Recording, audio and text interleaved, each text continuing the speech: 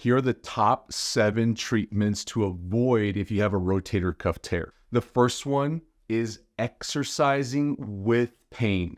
It is not a good idea to force yourself to do any exercise, even if it's a good exercise for you, one that a healthcare professional is recommending, if it's painful in your shoulder to do that exercise. The reason for this is that if your shoulder's hurting you and you're forcing your way through an exercise, then you're likely putting too much stress and tension through your torn rotator cuff tendon, and you're only going to aggravate it more over time. And adding that aggravation, that inflammation to your rotator cuff tendon tear is not worth the strengthening or the mobility improvements that you might gain from that exercise.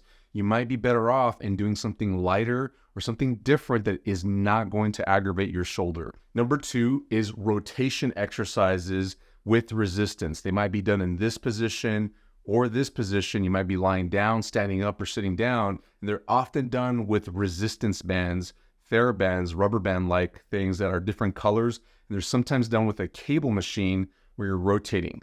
The reason for this is because rotation exercises like this are designed to strengthen the rotator cuff muscles. But if you have a rotator cuff tendon tear, a tendon is what connects a muscle to a bone.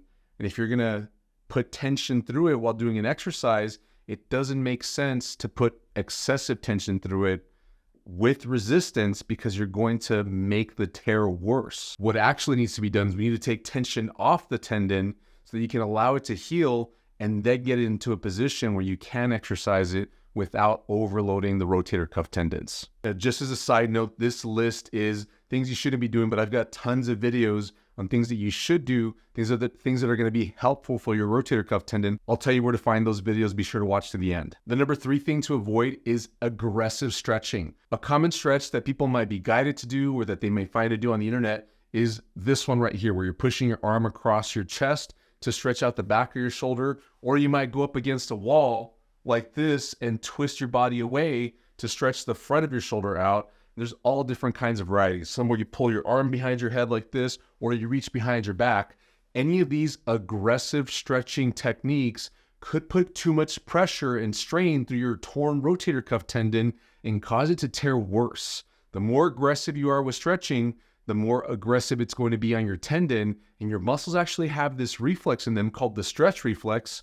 Look it up, it's a real thing, where the muscle will actually contract if it's being stretched too much in an effort to protect itself, and this could put even more stress on your shoulder tendons. You want to avoid aggressive stretching. If you have to do stretching, light is better, but there's much better things you could do for your torn rotator cuff tendon than stretching. The 4th treatment you should avoid is waiting for it to heal on its own.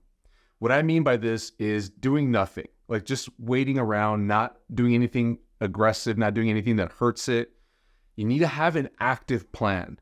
You need to be doing something about it. It may not always be an exercise. There's other things that you could be doing to take pressure off your rotator cuff tendon, but just simply waiting around and not doing anything that's productive towards healing your rotator cuff tendon is not a good idea, because if you don't work the right muscles to fix the underlying root muscle imbalance, or if you don't take tension off using tools or devices, then you're likely going to just get weaker over time, or possibly feed into the muscles becoming more imbalanced because of the weaknesses you'll develop.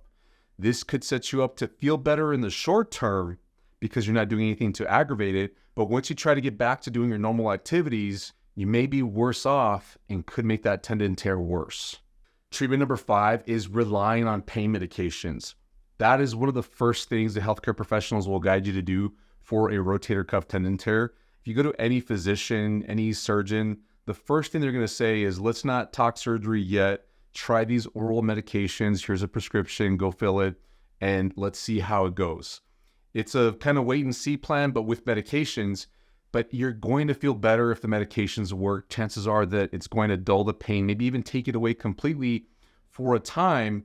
But the fact is that a rotator cuff tendon tear is a mechanical problem.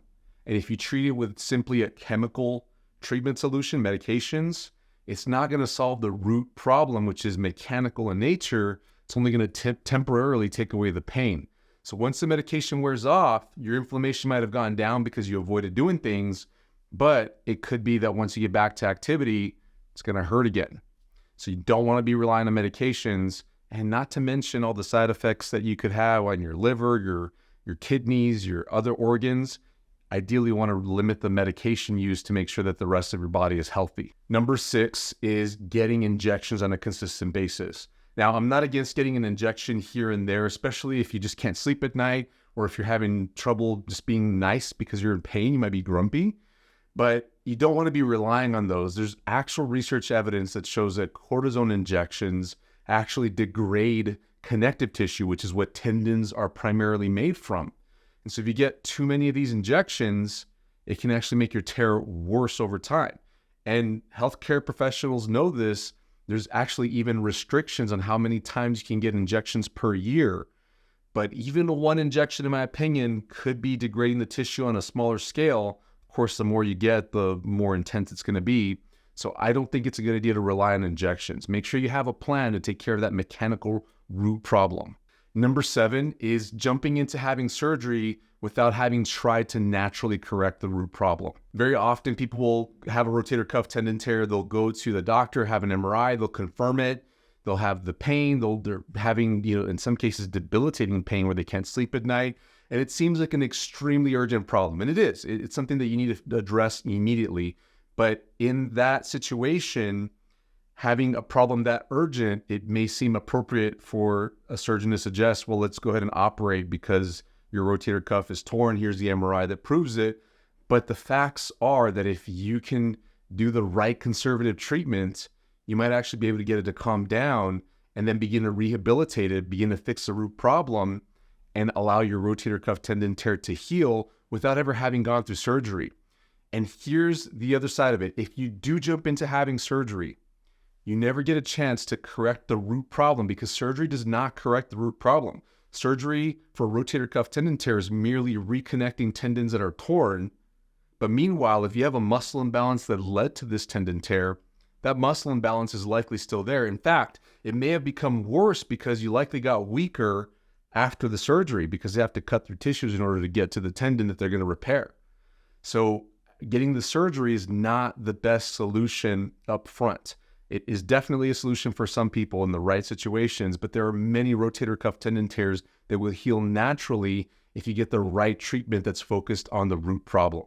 If you want more help on treating that root problem, I've got dozens of videos here on YouTube. They're in a playlist. You can access them in the description below. It's called Rotator Cuff Tear Help.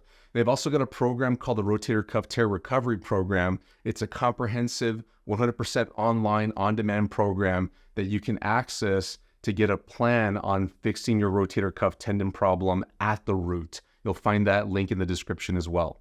Thanks so much for watching. Give us a thumbs up if this video was helpful for you, please. And don't forget to subscribe and turn on your notification bell so that you don't miss out on any of the helpful videos that we post each and every week. I'll see you in the next video. Bye-bye.